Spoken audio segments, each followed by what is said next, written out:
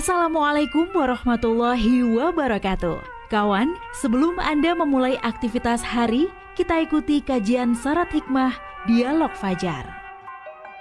Assalamualaikum warahmatullahi wabarakatuh. Kawan, kita kembali di program Dialog Fajar bersama saya Adit Yufriansah. Dan pagi hari ini saya masih bersama Ustadz Toha dari Pondok Pesantren Al-Quran Nurul Falah, Surabaya. Assalamualaikum Ustadz. Waalaikumsalam Mas Adit. Alhamdulillah. Ini seger, senang terus, senyum terus.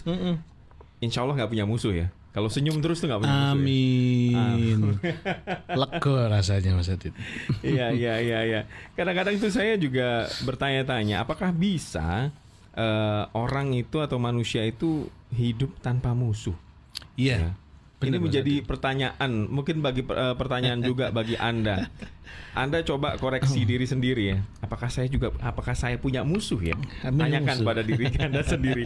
Baik, bagaimana caranya supaya kita tidak punya musuh? Karena kalau tidak punya musuh, insya Allah hidup berkah, menyenangkan, bahagia. Amin. Kita langsung sambung dengan Ustadz Toha. Moga Ustadz. Baik, alhamdulillahirabbil-alamin. Terus kita bersyukur kepada Allah Subhanahu wa taala Mas Adit. Ya. Karena pagi hari ini kita bisa berteman dengan kebahagiaan dan ketenangan karena kita sudah tidak memiliki musuh di dunia. Musuh sesama manusia ya. Kalau musuh dengan setan terus kita bermusuhan, berseteru kita ya. Dengan salawat dan salam dengan wasli ala Sayyidina Muhammad, semoga tercurahkan kepada baginda mulia Nabi Agung Muhammad sallallahu alaihi wasallam. Mas Adit, memang hidup ini golek duluran selawat. Musuh itu lebih mudah daripada mencari saudara, mencari teman itu lebih sulit sekali. Menjaga bagaimana persaudaraan tetap terjaga itu lebih berat daripada kita mencari musuh.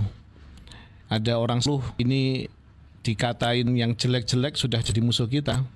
Kalau musuhnya 100 tambah 10 berarti 110 sudah masuk database musuh. Maka kawan, kalau panjenengan semuanya memiliki 3 karakter nantinya, karakter ini semoga juga ada pada diri kita semuanya, maka hidup kita akan tenang dan bahagia. Tenang dan bahagia. Jika ini sungguh-sungguh kepada diri kita, maka kita akan mendapatkan ketenangan dalam kehidupan dan kebahagiaan dalam kehidupan. Amin. Artinya nggak dek gitu ya. Nggak dek itu bahasa Surabayaan.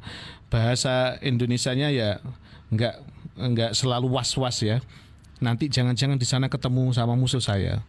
Jangan-jangan saya nanti di sana ketemu sama musuh saya lagi. Wah, ya. Ini kayaknya di semua sudut ketemu sama musuh. Tidak seperti hanya kita ya, di SS ketemu kawan, ketemu saudara, di pesantren Nurul Falah, Mas Adit ketemu saudara lagi. Kok kayaknya hidup ini semuanya saudara, kan enak nanti tenang hidupnya ya. Kawan, hidup kita itu jangan pernah membenci orang. Walaupun ini, karakter ini harus kita miliki bersama dan terus kita terapkan bersama. Karena apa kawan? Suatu saat siapa tahu kita membutuhkan orang yang kita benci. Ya. Kadang kita membenci, ternyata suatu saat kita butuh sama orang yang kita benci.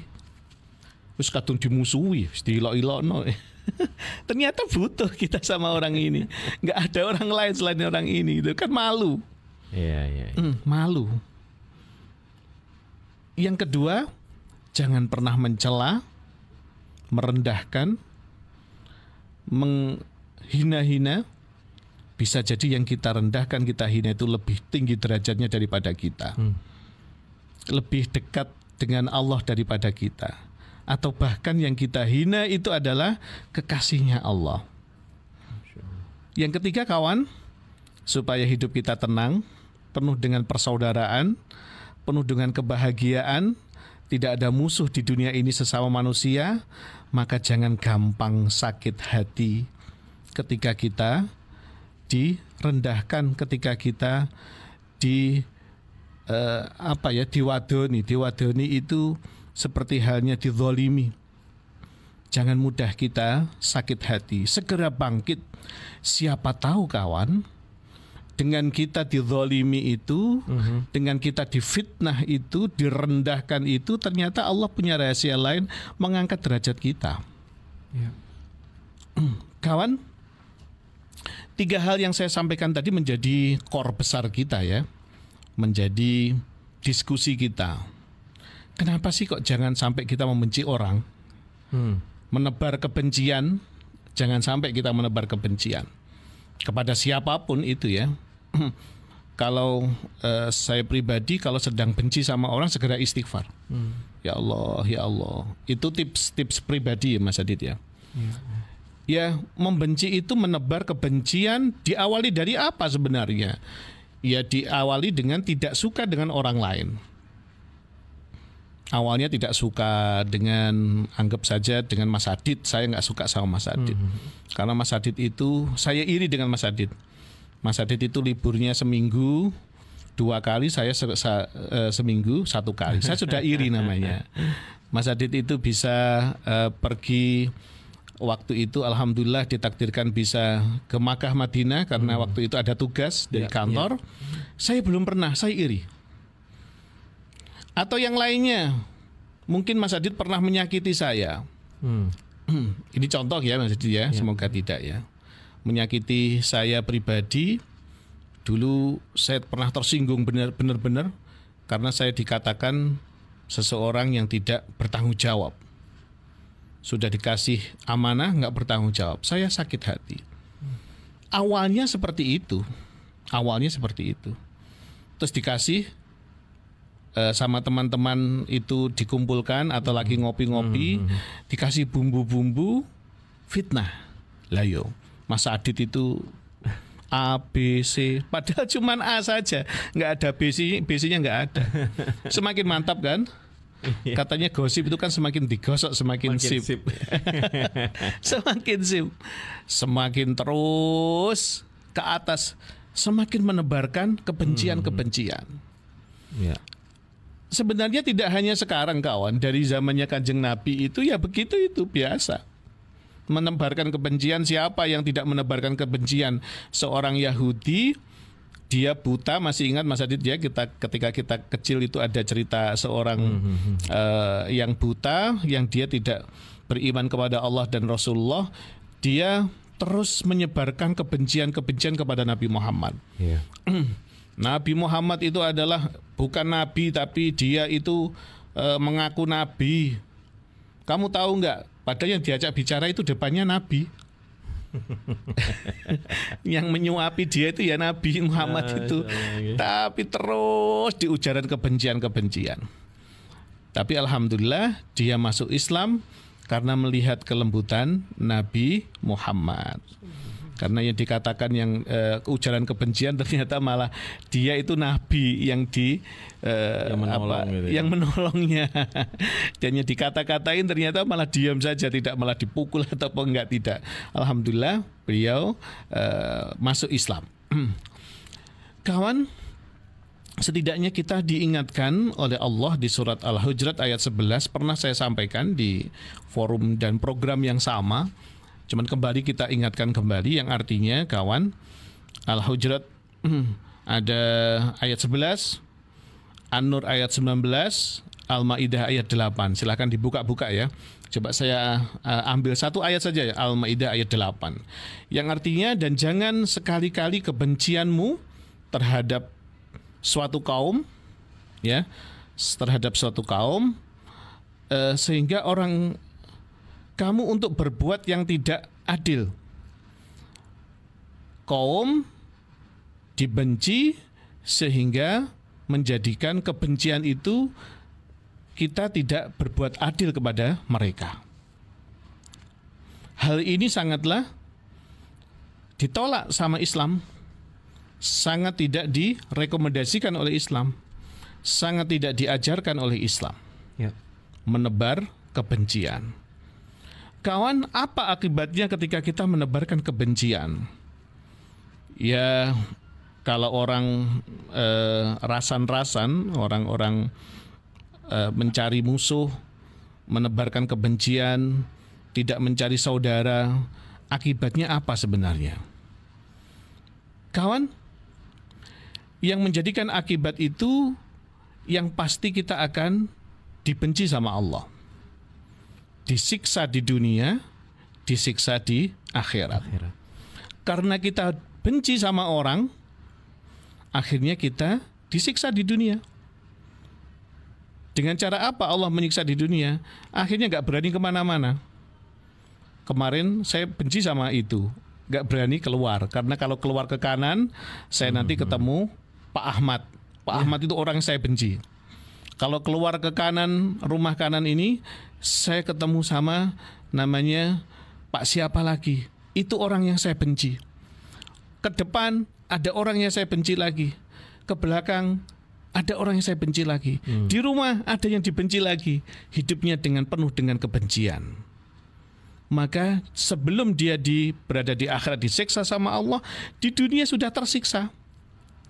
Keluar kalau nggak pakai masker nggak berani, wajahnya ditutupi. Padahal dia cukuplah bagus wajahnya. Atau tidak perlu pakai masker sebenarnya, tapi karena dia takut bertemu dengan orang-orang yang dibenci itu, akhirnya dia menutup wajahnya. Menimbulkan permusuhan, kebencian, dan juga adu domba. Karena bagaimana tidak mengadu domba, namanya dibenci ya. Orang dibenci itu kan nggak seneng. Ketika nggak seneng kan mencari celah. Mencari celah sampai ketemu, akhirnya disampaikan kepada orang lain. Ketika disampaikan kepada orang lain, bangga sekali ya, seneng sekali. Dan bahkan menfitnah kawan.